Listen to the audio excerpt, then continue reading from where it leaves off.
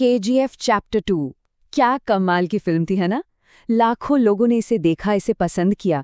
लेकिन क्या हो अगर मैं कहूं कि इस फिल्म में एक ऐसा सीक्रेट छिपा है, मौत से जुड़ा एक ऐसा पैटर्न जिस पर शायद ही किसी का ध्यान गया हो। आज हम इसी छुपे हुए कोड को डिकोड करने वाले हैं। तो सीधा सवाल ये है, क्या फिल्म का एक किरदार जिसे हम सब ने अपनी आंखों से मरते हुए देखा, वो असल में मरा ही नहीं? सुनने में थोड़ा अजीब लग सकता है ना? लेकिन इसके पीछे एक बहुत ही दिलचस्प थ्योरी है। तो चलिए इस मिस्ट्री की तह तक चलते हैं। हमारी इस पूरी पड़ताल की शुरुआत होती है फिल्म के एक बहुत ही पावरफुल सीन से।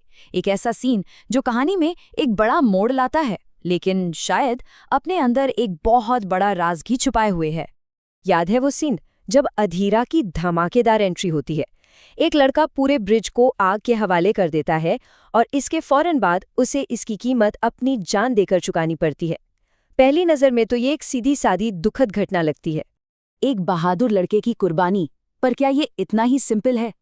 यहीं से असली कहानी शुरू होती है, क्योंकि जब हम इस सीन की तुलना फिल्म में हुई बाकी मौतों से करते हैं ना, तो एक बहुत ही अजीब सी बात सामने आती है।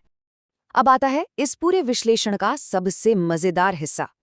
KGF चैप्टर 2 में ऐसा लगता है कि फिल्म मेकर्स ने मौत को दिखाने के लिए एक खास विजुअल पैटर्न, एक तरह के कलर कोड का इस्तेमाल किया है। एक ऐसा कोड जो हर बड़ी मौत के वक्त हमें दिखाई देता है। और ये कोई छोटी मोटी बात नहीं है। ये पैटर्न इतनी बार दोहराया गया है कि इसे महज एक इत्तेफाक कहकर नजरअंदाज करना बहुत मुश्किल है। चलिए अगली स्लाइड पर इस पैटर्न को खुद ही देख लेते हैं। आप जरा इस पर ध्यान दीजिए।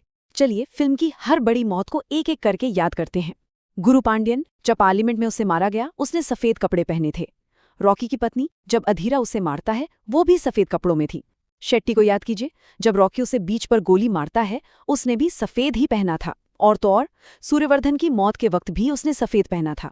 और फाइनली क्लाइमैक्स में जब रॉकी खुद समुद्र में समा जाता है, तब भी उसने सफेद शर्ट ही पहनी हुई थी।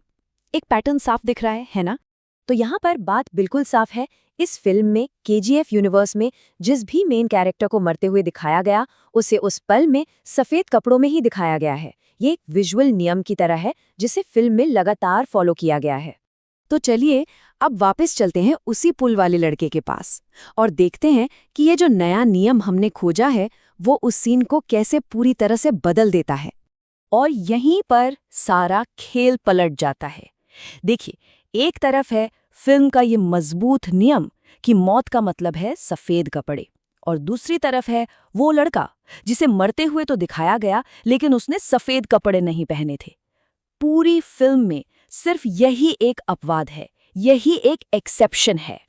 इस एक विजुअल सबूत के आधार पर एक बहुत ही मजबूत थ्योरी सामने आती है कि वो लड़का असल में मरा ही नहीं था। अगर फिल्म के इस नियम को हम सच माने, तो उसकी मौत तो स्क्रीन पर हुई ही नहीं। इसका मतलब वो लड़का अभी भी जिंदा हो सकता है। तो अगर सिर्फ एक पल के लिए मान लें कि ये थ्योरी सच है, तो फिर इसके क्या मायने हो सकते हैं? क्या ये KGF यूनिवर्स का सबसे बड़ा छिपा हुआ राज है? इसके 3 मतलब हो सकते हैं। पहला, ये कि फिल्म मेकर्स ने ये एक क्लेवर ईस्टर एग डाला हो, मतलब एक छिपा हुआ हिंट सिर्फ उन लोगों के लिए जो बहुत ध्यान से फिल्म देखते हैं। दूसरा, और ये सबसे एक्साइटिंग है, कि ये KGF 3 के लिए एक बहुत बड़ा इशारा हो सकता है कि ये किरदार वापस आएगा।